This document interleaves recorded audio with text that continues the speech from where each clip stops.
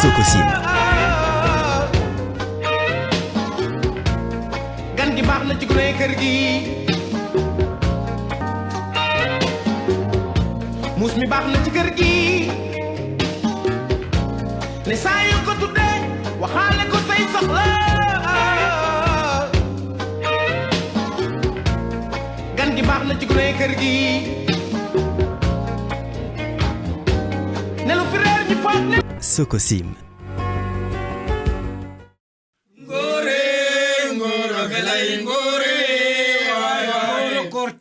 tigi refu o koor ka refa jambar ngora belay ngore ka refa o koor bona ko bon kan xa qola xa bono ngayna ngora belay ngore ngora belay ngore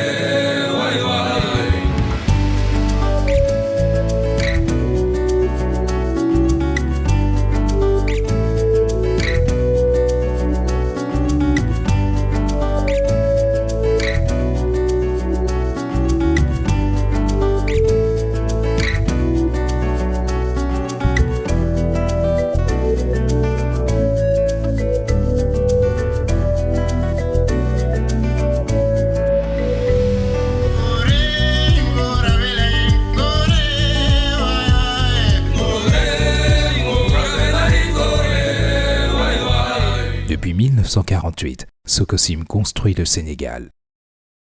Sococim.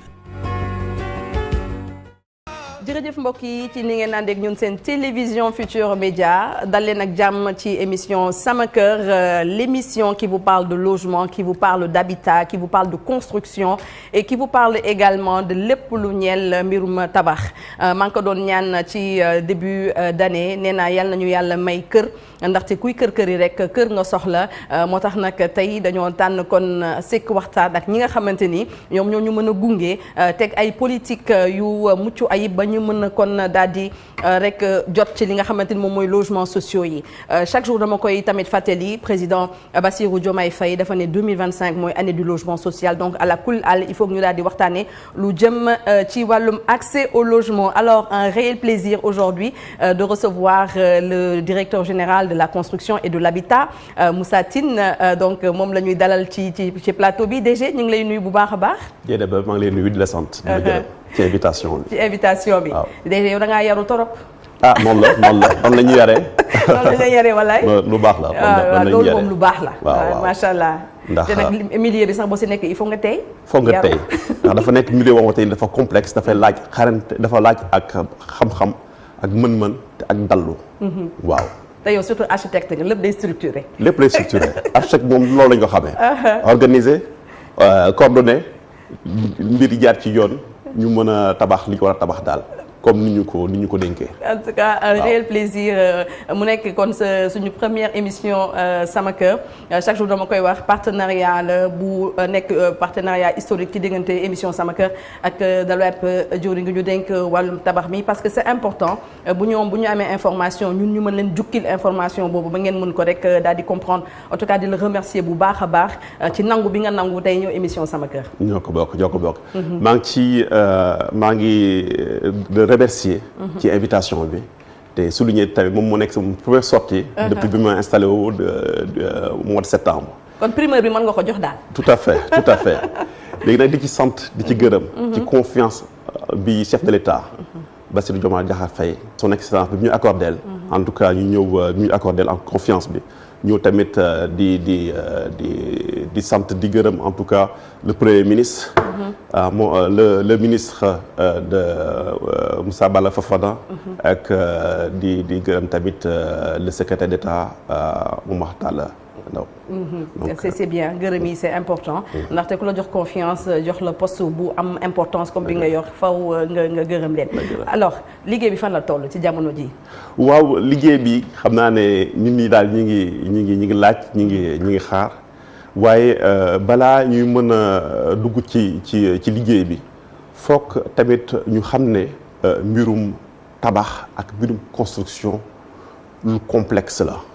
te mënuñoo jékki rek ci li fekkoon ñu ñoo continuer tant que saytuwuñ liñ fi jot a def ñu mën a càmmar def benn programme bu leer boo xamante ne ni mën nañ jàpp ne programme bi nii buñ ci taxawee li ñu soxla ci kër ak ci tabax mën nañ koo am.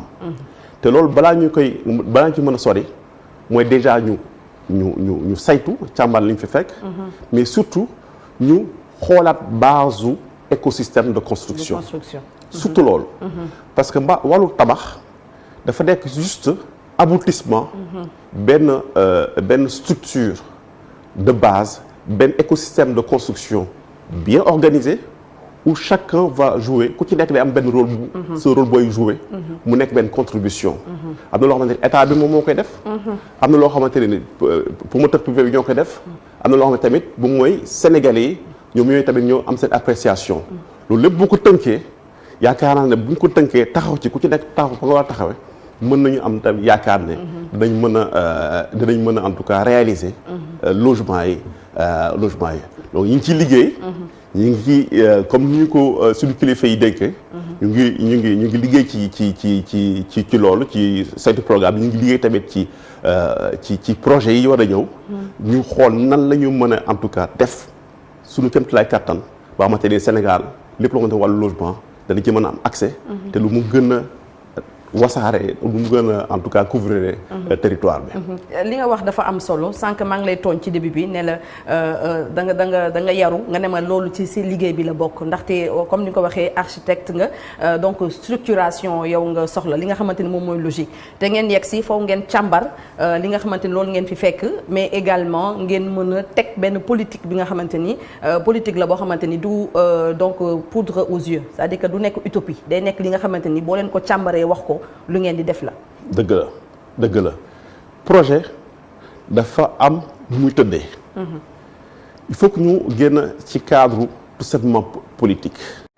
ndax acteurs yi war a intervenir ci wàllu projet parce que projet dafa bëri te ku ci nekk dafa am rôle bu am importance bu mu war a jouer te loolu bu fekkee ne rek dañ ko désorganiser rek daanaka machine bi du mën a produire la ñu war a soxla. ndax loo xamante ni dafa war a tàmmale ci benn vision politique. benn vision moo te dañ ko càmmar dañ ko xalaat te vision boobu noonu composante bu njëkk bi. moom mooy tamit la planification. c'est ça mënuñoo ñëw bëgg tabax ay logement tabax ay kër te amuñu au préalable benn plan d'aménagement bu clair bu leer un plan directeur ak des plans de lotissement yoo xamante ne nii dina dëppoo ak évolution bu fekkee ne rek plan d'aménagement rek dafa am ay retard rek dafay conséquence dañ koy vivre ci wàllu construction bi léegi bu fekkee nag am nañ benn politique bu ñu tegal te fi nekk ni politique bi nga xamante ne nii moom mooy accompagner tamit ñun programme bi ñuy def mooy surtout les pôles territoires parce que loo gis rek il faut nga tàmbale ci jëlbeen nga ndax mënuñoo ñëw rek di def ay logement def ay programme yoo xamante ne c'est tout simplement ponctuel il faut que mu nekk benn day traduire tout simplement le résultat d'une recherche le résultat d'une planification globale il y a les pôles territoires bu ci nekk da am benn fonction pôle territoire day am la partie économique la partie développement la partie industrielle la partie habitat ce qui fait que ça permet d'intervenir localement et de manière efficace. Ce qui fait que ça ne sera pas qu'un problème de Dakar et Thiès Bourg, mais c'est vraiment un traitement sur tout l'étendue du territoire. C'est ça. Waaw. Et c'est important sax parce que Sénégal du Dakar et région potentielle li ñu gis ci région yi sax c'est extraordinaire. Je prends l'exemple il y a benn promoteur par exemple Dieng va me tuer mais je vais quand même wax ko ku ci mel ni Sablux wala ñoom SNHLM ñi ngi dans des régions yu ci mel ni Kaolack ñi ngi jéem a vraiment di génn Dakar di dem et ça c'est important parce que programme logement yi surtout les logements sociaux pôle yi ngay wax yi ñu war a mën a def ci yeneen régions yi moo ñu ci war a gën a mën a dimbali parce que le problème du logement social c'est avant tout un problème d'accès au foncier te puisqu'il y a assez de foncier dans des régions je pense que c'est une très très belle idée de pouvoir quand même décentraliser ces logements sociaux là. Tout à fait, c'est absolument important te moo tax la cohérence d'avoir réuni mooy le ministère de l'urbanisme réunir le ministère des collectivités territoriales, l'aménagement des territoires, c'est fondamental parce que dañu mën a permettre ñu am une maîtrise globale en fait du process. Et loolu c'est fondamental. Donc pour dire que en tout cas disposition yi ñu war a jël en tout cas pour ñu mën a non seulement traiter question habitat bi de manière urbaine, de manière territoriale ñi ngi ci te loolu dafa nekk les préalables. Déedéet bu dee ba am une maîtrise globale du territoire en termes de répartition de la construction des logements après ñu jóge fa ñëw traiter par zone. te zone bu nekk dafa am spécificité. C'est ça. Donc spécificité ci wàllu foncier. Spécificité ci wàllu technique. ak spécificité ci wàllu construction. loolu moo nekk articulation entre construction ak habitat wala habitat ak construction. C'est ça. dafa nekk ñaari domaines yoo xamante ni dañoo indissociable. mënoo traité wàllu construction te traité wàllu habitat mënoo traité wàllu habitat sans construction. te xam nañ ne habitat actuellement dafa nekk benn genre préoccupation des Sénégalais. C'est ça. ndax Sénégalais bu ci nekk da ngay dund l'habitat. ñoo am na yoo xamante ne nii ci wàllu location la. am na ñoo xamante ne nii ci wàllu construction la. ci wàllu location xam nañ aujourd'hui le poids que ça pèse. C'est ça. On sait qu'on est plus de 50% de la en tout cas du revenu des ménages qui vont dans le loyer. Oui. Donc supporter ce poids et supporter la construction, c'est extrêmement lourd. Donc ce qui fait que vraiment c'est point yoo xamante ni bu ci nekk dañ ko war a andi solution. mu nekk une solution à la fois progressive. mais une solution qui tient compte de les réalités du Sénégal. Mais réalité yooyu noonu on va en parler juste rappeler que Moussa Tine la ñuy dalal tey seen émission Sama Kër moom mooy directeur général de l'habitat et de la construction xam nga sénégalais yi dañ leen jaayoon benn disons mbir mu nga xamante ni dañoo newoon programme 100 000 logements mais programme boobu sénégalais yi ni ñu ci sonnee am ci yaakaar tey produire ñu sax lu toll ci 1000 logements.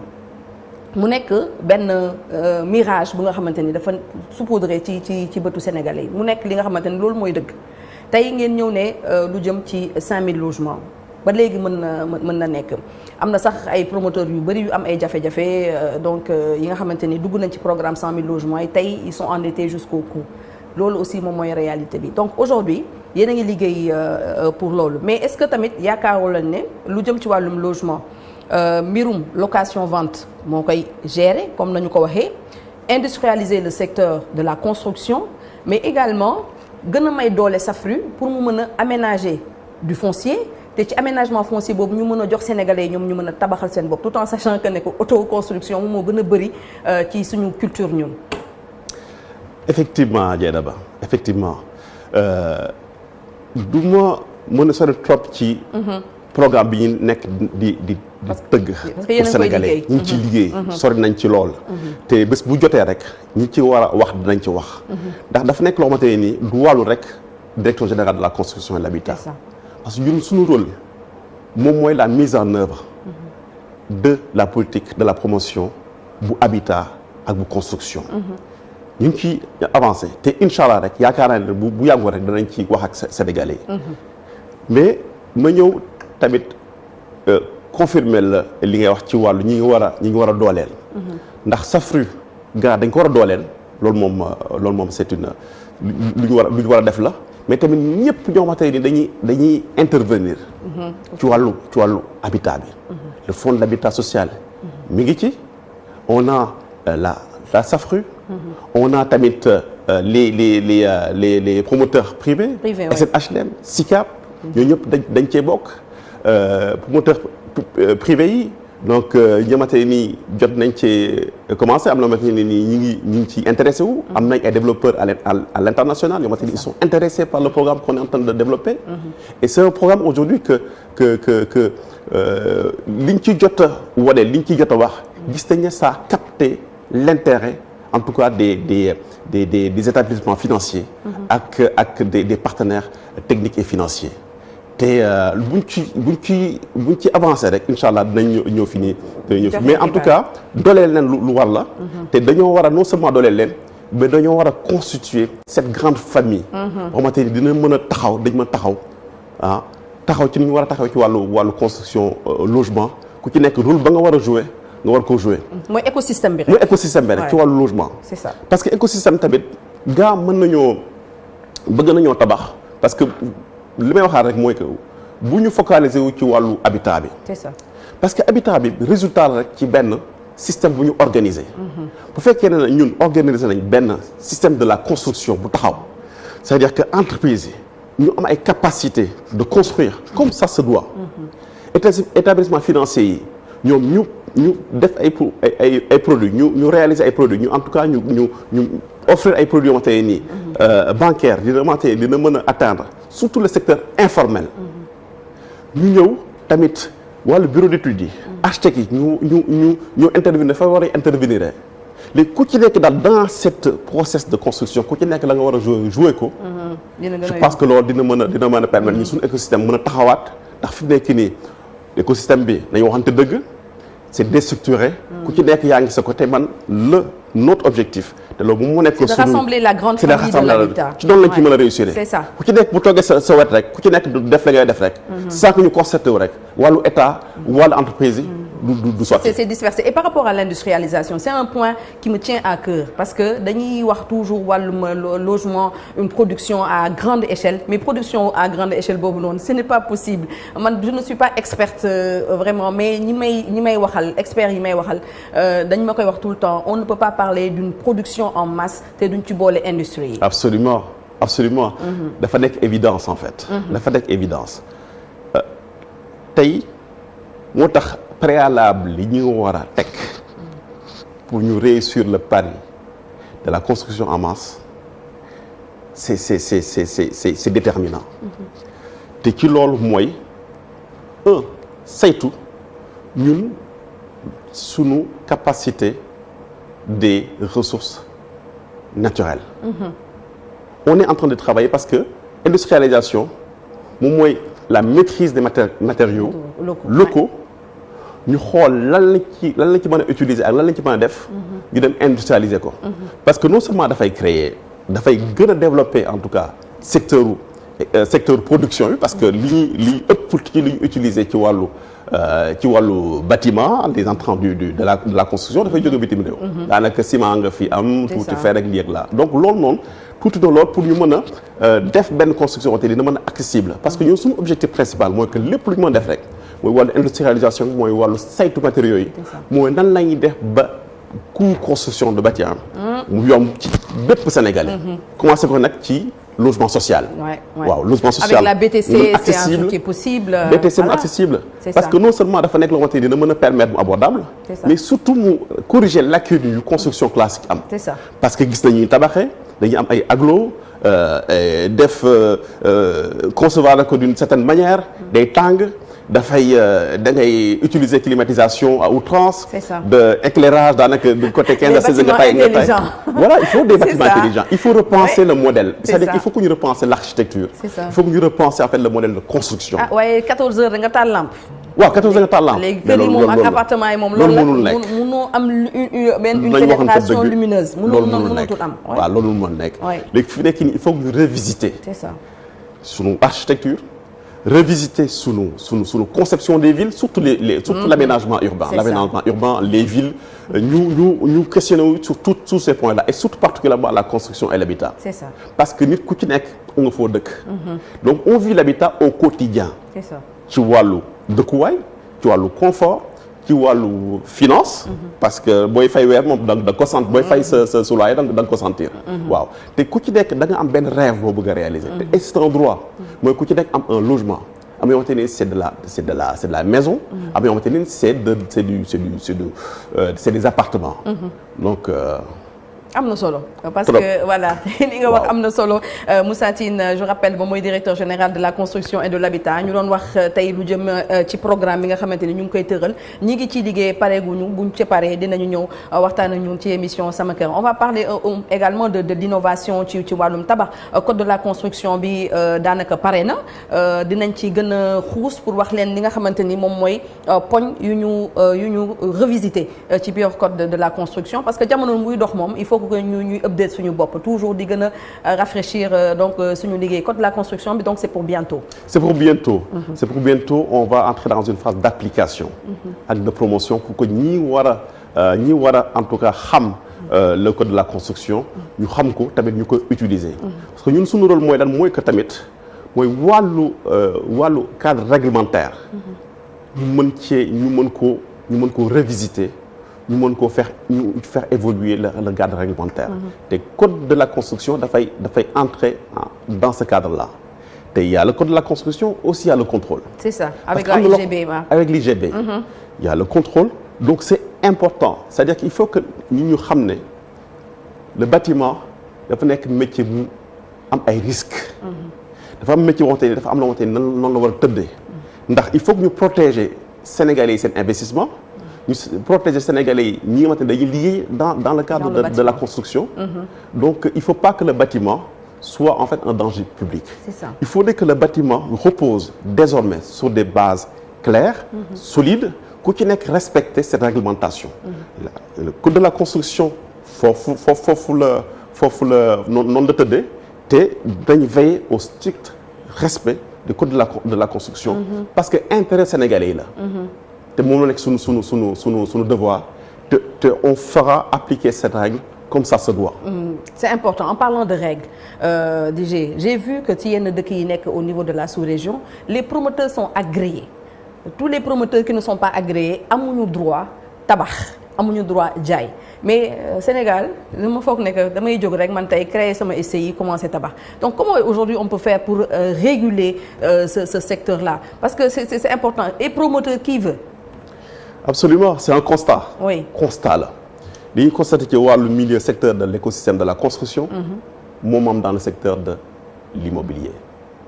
C'est vrai que l'immobilier en tant que société parce que dafay boole ñaari mbir. mooy une activité commerciale purement commerciale ak une activité purement technique. léegi on a benn mouvance moo tey nii dafay dem dans la construction. d'immobilier de tout genre. Malheureusement dafay attirer beaucoup de personnes de tous bords. En soi c'est une bonne chose mais lu ci nekk rek il faut mu tëdd ci ay règles. te foofu noonu ñun actuellement ci la ñuy taxaw xool saytu faire évoluer les textes parce que fi nekk on n'a pas assez de textes qui sont à jour en fonction ñun suñu situation de développement. ak aussi suñu situation avancement ci wàllu immobilier. donc loolu c'est important te ñu ngi ciy liggéey donc pour dire tout simplement que ñun suñu rôle dafa nekk loo xamante ni dafa am solo ci évolution domaine de construction habitat ci wàllu règle. ci wàllu organisation ci wàllu encadré ak tamit ci wàllu pédagogie. qui est très important. mais li ñu tërale woon ci waxtu léegi mu jeex wàllum régulation bi c'est important parce que je pense que nous on va faire beaucoup de sensibilisation par rapport à ça bâtiment yi fu nekk la ñu rek daal di jóge ci jamono ji te je pense que secteur bu nekk comme ni ñu koy defee ak jakartamaan ni il faut que ñu réguler ko donc loolu moom mooy rek yoon bon y en aura qui vont vont m'attaquer mais c'est pas grave dëgg moom dañ koy rek daal di wax leneen li nga xamante ni aussi ñeel na sénégalais mooy les syndics de copropriété parce que léegi dañoo gis que de plus en plus c'est des constructions donc verticales à la kulli il faut que mu am ay règles ak règlement yi nga xamante ni moom mooy régir un peu dëkkin wi ak ni nga xamante ni moom la ñuy gérer un peu suñu espace te loolu c'est un réel problème au Sénégal est-ce qu'au niveau donc ci direction bi nga jiite yéen a ngi ciy xalaat pour mën a également formaliser ça mu nekk une réglementation bi nga xamante ni ku ci jaarul rek ñu rëkk sa ndigg. Absolument c'est encore une fois on peut parler du syndic de copro tous les autres domaines qui touchent en tout cas suñu dëkkuwaay donc sama kër de manière élargie. C'est que le syndic de copro dafa nekk benn aspect boo xamante ni beaucoup de Sénégalais le vivent au quotidien. te Sénégal surtout Dakar boo xamante ni on va vers la verticalité. C'est ça. bu fekkee ne réglementé wuñ la syndic de copropriété ça va être quelque chose de extrêmement difficile au quotidien. te ñu ngi koy commencer vivre. C'est ça. Parce que on a des projets am na projet d'immeubles yoo xamante ni ils sont construits et que derrière la communication sur le syndic de copropriété n'est pas claire. Il va falloir que nous réactualiser les textes, parce que textes yi fi mujj textes yi ça date pas obsolète, donc ça date de 1980. Donc ce qui était valable en 1980 ne l'est plus aujourd'hui. Donc c'est pourquoi d'ailleurs on a aussitôt organisé une table ronde sur les syndics de copro, nous réunir l'ensemble des acteurs qui interviennent au niveau de la construction immeuble. Ñu commencé nag saytu waxtaan ko parce que ñoo ko bokk. te ministère bi comme ni ñu doxalee ak ni ñu ko diggalee mooy que lu ñu war a saytu rek lu ñu war a évoluer rek il faut que ñu waxtaante ak ñu ko bokkal. te dans ci table ronde boobu noonu il y a eu des suggestions, il y a eu des remarques, il y a eu des constats. loolu lépp dañ koy tënk def ko ci benn rapport bu ñu communiquer au ministre et fi nekk ni ñi ngi xaar ñun les directives dans ce sens-là. pour que wàllu syndic de copro ñu mën a am de nouveaux textes. poser ko ci base yu leer ku ci nekk la nga war a taxaw qu'il y ait des obligations mutuelles. donc ci loolu lañ nekk loolu pour ñëpp mën a dund ci jàmm. tabax ak lu jëm ci wàllum dëkkuwaay environnement bi ci la bokk mais au-delà de ça xam naa ne duñ ci mën a wax on va revenir sur ça également réglementer les agences immobilières. Absolument. Voilà, absolument. les agences immobilières Absolument. c'est un problème. Absolument. C'est un problème également comment eux ils gèrent. Donc disons partie bailleur partie locataire ça également vous avez du pain sur la planche. Absolument absolument liggéey bi bëri na de. bëri na mais yaakaar naa ne bu ci nekk jàppee rek. te ñu xam ne carrément dafa am loo xamante ne mënatul continuer. C'est ça. Il faut que ñëpp comprendre que dans ce sens-là. parce que on est là on veut du changement. Le changement Inch'Allah il y aura du changement. Maintenant ce changement-là ça sera pas de manière unilatérale il faut que ce soit de manière globale. C'est un changement inclusif. Maintenant nag sur chaque point il faut que ñu revisiter l'ensemble des textes.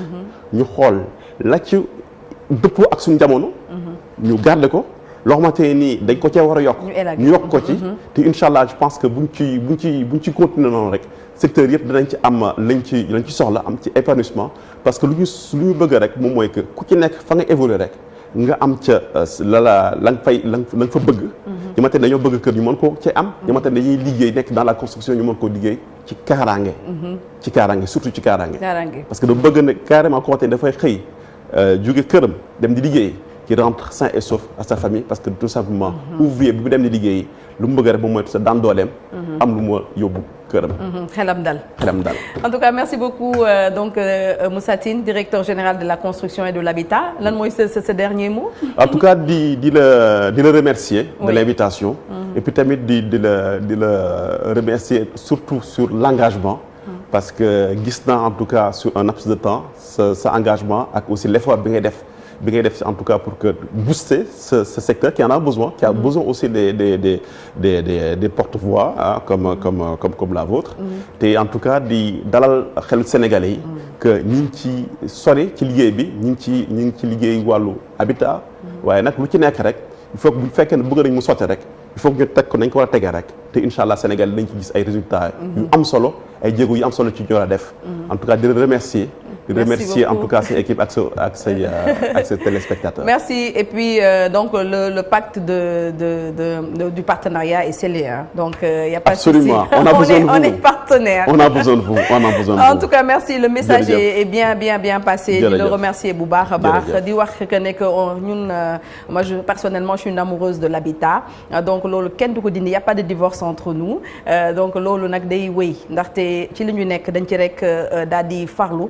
ndaxte lu jëm ci habitat je pense que ne que wax naa ko chaque jour loolu service public la donc di gërëm bu baax a baax ñu doon seetaan di wax ne am na yeneen ni sujets yi nga xamante ni dañ ko daal di évoquer bien entendu pour jox leen la bonne information la très bonne information fii lay nekk ci télévision Futur Média émission Sama Kër merci à toute l'équipe Apoulaye merci kenn du yow merci également à Tok mu Serigne Fallou mais aussi à Moussa Sène qui est donc notre monteur merci à tous on se donne rendez-vous inchallah beneen yoon ci émission Sama Kër. saa yoo ko dàqee wax ci say soxla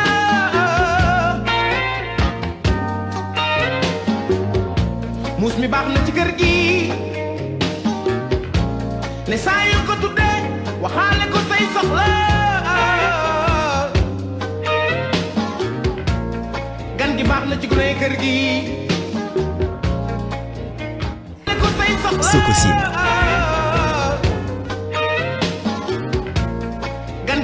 gune kër gi